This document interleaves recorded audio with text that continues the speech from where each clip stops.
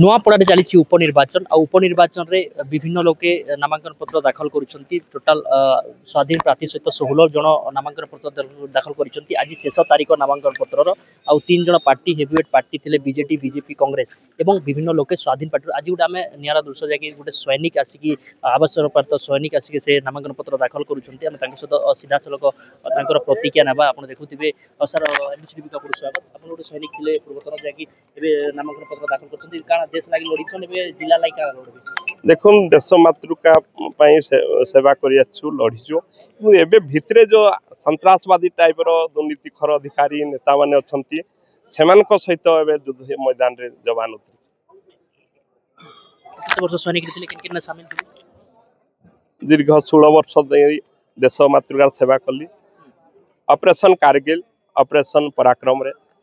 Join करथिली Kargil समय रे मु खालसी बोली गोटे जगह अच्छी द्राज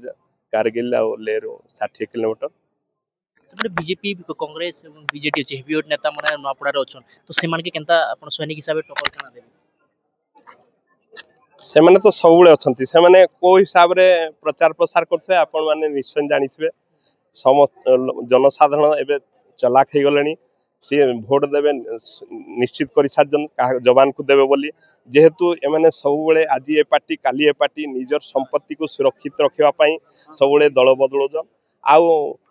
जवान निस्वार्थपर भावे आज नुआपड़ा रे आसीजी नुआपड़ा वासींकर बहुत आशीर्वाद रहिबो आउ मु 2-3 दिन हला देखली नुआपड़ावासी जा संगे भी कहूजी से माने समर्थन जन आमे निस्वार्थपर भावे समर्थन देबु आउ समर्थन सहित सब प्रकार साहाय्य करिवु तेणुकर मु भी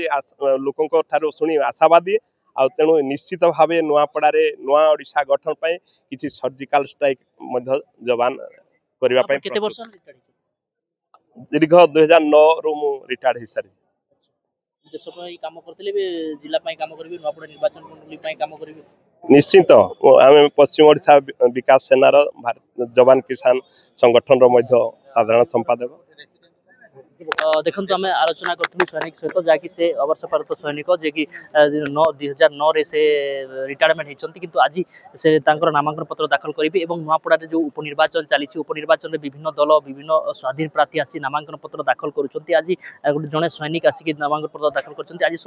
नामांकन पत्र दाखल कर शेष तारीख आज नुआपड़ू जसकेत नोड़ा MBC न्यूज।